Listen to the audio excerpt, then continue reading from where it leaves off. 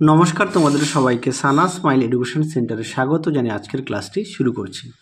আজকে তোমাদের সঙ্গে আলোচনা করব তোমরা যারা নবম শ্রেণীর দ্বিতীয় পর্যায়ক্রমিক মূল্যায়ন পরীক্ষা দেবে তোমাদের জন্য রায় ও মার্টিন প্রশ্ন বিচিত্রা থেকে আজকে সমাধান করে দেখাবো নবম শ্রেণীর বাংলা বিষয়ে মডেল নাম্বার 6 অর্থাৎ 6 নম্বর স্কুলের যে সমস্ত ছোট ও বড় প্রশ্নগুলি আছে তার সমস্ত প্রশ্নের উত্তরের সমাধান করে দেখাবো। চলো দেরি না করে মূল বিষয়ে যাওয়া যাক।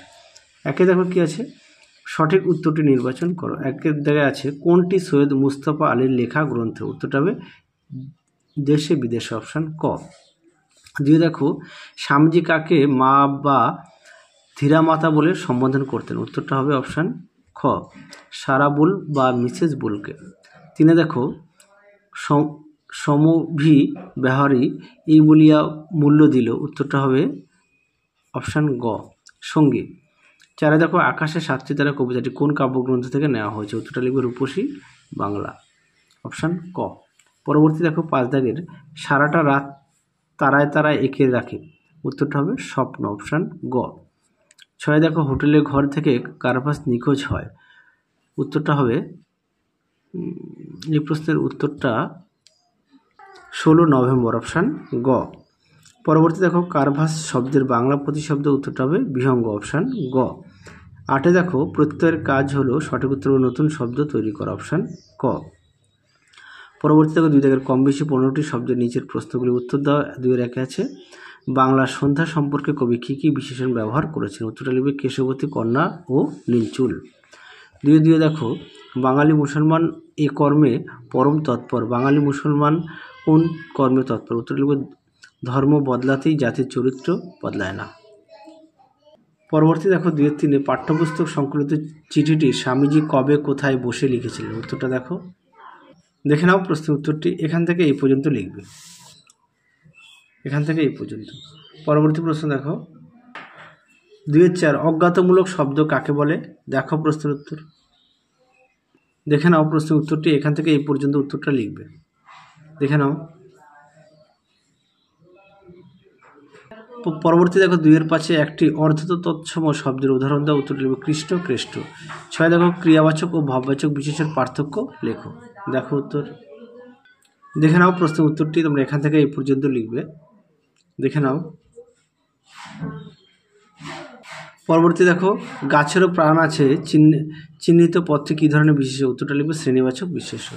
পরবর্তী প্রশ্ন দেখো 3 দাগের কম বেশি 60টি শব্দ উত্তর দাও। 3-এর 1 আমি বিঘ্ন আছে বহু, বক্তাটা হচ্ছে আগন্তুক, তিনি কোন বিঘ্নের কথা বলেছেন, উত্তরটা দেখে নাও প্রশ্নের উত্তরটি। তোমরা এখান থেকে লিখবে, দেখে নাও এই পর্যন্ত উত্তরটা লিখবে। আচ্ছা দেখে নাও এখানে আমি একটু মিস্টেক হয়ে গেছে, এই প্রশ্নের উত্তরের মধ্যে এটা যে দেখিয়েছি তার মধ্যেই এখানে পেয়ে যাবে। এখানে হচ্ছে আমি এক ছড়া মালা খুঁজিতেছিলাম বক্তাকে, এই প্রশ্নের উত্তরটা হচ্ছে বক্তা হচ্ছে আগন্তুক। হ্যাঁ, আমি ভুলে দেখিয়ে দিয়েছিলাম, দুঃখিত। তিনি কী জন্য মালা খুঁজিতেছিলেন, উত্তরটা হবে তার গৃহদেবতাকে পরানোর জন্য মালার সন্ধান করছিলেন। পরবর্তী দেখো 3-2 পৃথিবীর কোনো পথ এ কন্যার দেখে নিকো, কবির এরূপ ভাবনার কারণ কি, দেখো উত্তর, দেখে নাও প্রশ্নের উত্তরটি। তোমরা এখান থেকে লিখবে, এই পর্যন্ত লিখবে। পরবর্তী দেখো অথবা দিয়ে কে এইখানে ঘর বেঁধেছে নিবিড় অনুরাগে, কোথায় ঘর বাঁধার কথা বলা হয়েছে, মন্তব্যটি কবির কোন মানসিকতার পরিচয় পাও, দেখো উত্তর, দেখে নাও প্রশ্নটি, উত্তরটা এখান থেকে এই পর্যন্ত লিখবে। পরবর্তী প্রশ্ন দেখো, পরবর্তী আছে 4 দাগের কম বেশি 150টি শব্দের নিচের প্রশ্নগুলি উত্তর দাও। 4-এর 1 রচনার ভাষা তার বিষয়বস্তুর উপর নির্ভর করে, তাৎপর্য বুঝিয়ে দাও, দেখো উত্তর, দেখে নাও প্রশ্নটি, উত্তরটি এখান থেকে লিখবে, দেখে নাও। যাদের বই আছে অবশ্যই বই থেকে পড়বে, এই পর্যন্ত উত্তরটি লিখবে। পরবর্তী দেখো রাধারানীর রচনাংশ অবলম্বনে রাধারানীর চরিত্রটি বিবৃত করো, দেখো উত্তর, দেখে নাও প্রশ্নটি, উত্তরটি এখান থেকে লিখবে, দেখে নাও, দেখে নাও সুন্দর করে দেওয়া আছে, তোমরা অবশ্যই পড়ে নিয়ে লিখবে। এই পর্যন্ত লিখবে। পরবর্তী প্রশ্ন দেখো, আকাশে সাতটি তারা কবিতার বাংলার রূপ বর্ণনার মধ্য দিয়ে কবি যেসব চিত্রকল্প ব্যবহার করেছেন তা ব্যাখ্যা করো। দেখো উত্তর, দেখে নাও প্রশ্ন উত্তরটি, তোমরা এখান থেকে লিখবে। এই পর্যন্ত লিখবে। পরবর্তী প্রশ্ন দেখো কি আছে, আবহমান কবিতার নামকরণের সার্থকতা বিচার করো। দেখো উত্তর, দেখে নাও, তোমরা এই নামকরণটি পড়ে নিয়ে লিখবে।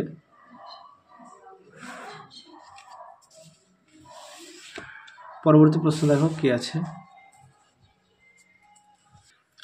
5 দাগের 5-2 ওইখানে ওই পাখি আমার চাই প্রফেসর বক্তাকে কোন প্রসঙ্গে তার এই উক্তি শেষ পর্যন্ত তিনি কি করেছিলেন। দেখো উত্তর, দেখে নাও প্রশ্ন উত্তরটি সুন্দর করে দেওয়া আছে, দেখে নাও উত্তর, বাকি অংশটুকু দেখো। এই পর্যন্ত লিখবে। আচ্ছা, আরও একবার দেখাই যাতে তোমাদের সুবিধা হয়। হ্যাঁ, একটু দেখে নাও, বাকি অংশটুকু দেখো। পরবর্তী দেখো, অর্নিথন যন্ত্রের পরিচয় দাও। এই যন্ত্র করভাসের উপর প্রয়োগ করে প্রফেসর শঙ্কু কী ফল পেয়েছিলেন। দেখো উত্তর, আর ভাবার তো আর সারাংশ তোমরা একটু দেখে নিও তোমাদের বই থেকে। দেখে নাও প্রশ্ন উত্তরটি সুন্দর করে তোমরা পড়ে নিয়ে লিখবে। এখান থেকে লিখবে, এই পর্যন্ত লিখবে। তাহলে চলো আজকের মতো এখানেই সমাপ্ত করছি, আবার দেখা হবে খুব শীঘ্রই তোমাদের পরবর্তী ভিডিওতে। তোমরা সবাই সুস্থ থেকো, ভালো থেকো। আজকের মতো টাটা।